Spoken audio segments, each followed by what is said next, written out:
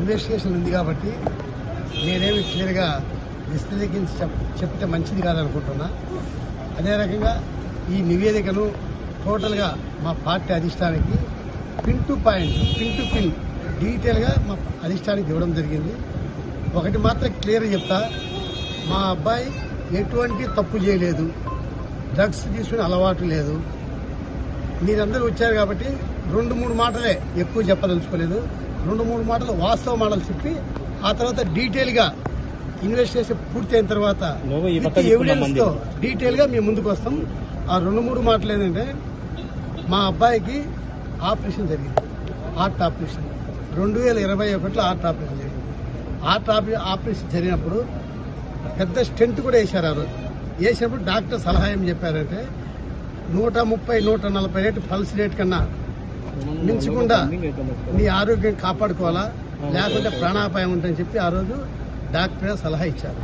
దాని ప్రకారంగా మెయింటైన్ చేసుకుంటూ ఎప్పటికైనా 110-120 ఇస్తే ట్రీట్మెంట్ చేయాలంటే 110-120 పల్స్ రేట్ వచ్చినప్పుడే మా అబ్బాయి సుస్థ అయిపోతుంది. దాని ప్రకారంగా ఆరోగ్యం మెయింటైన్ చేసుకుని పోతాడు.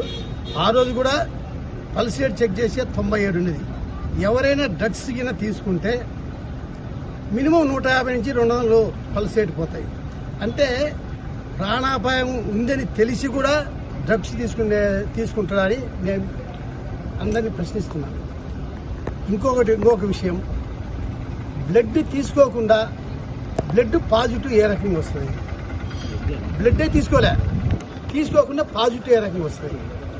బ్లడ్ వాళ్ళు చెప్పిన మాట ప్రకారం బ్లడ్ తీసుకున్నామన్నా బ్లడ్ రిపోర్ట్ అవ్వాలంటే మినిమం 48 అవర్స్ పడుతుంది.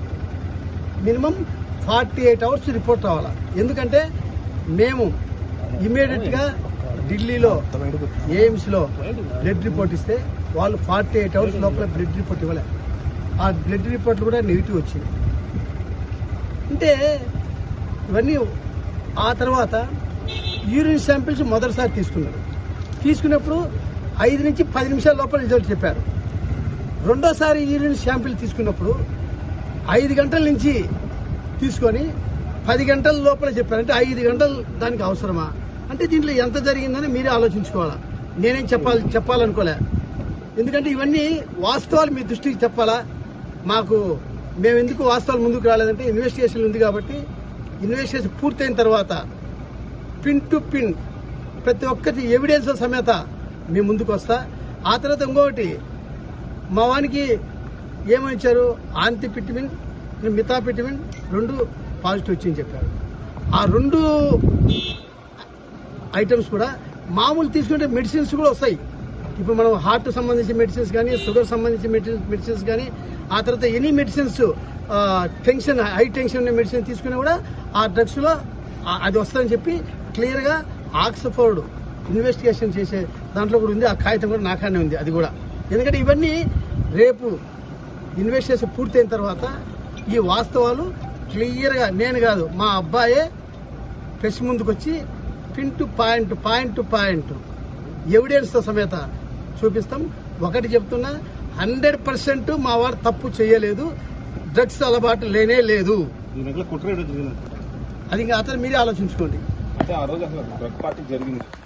డ్రగ్సే తీసుకోలే అసలు. మా అబ్బాయి వాళ్ళు ఎవరో తీసుకున్నారు, అక్కడ పోయినారు. పోయిన తర్వాత పరిస్థితి వాతావరణం వేరేగా ఉండేది.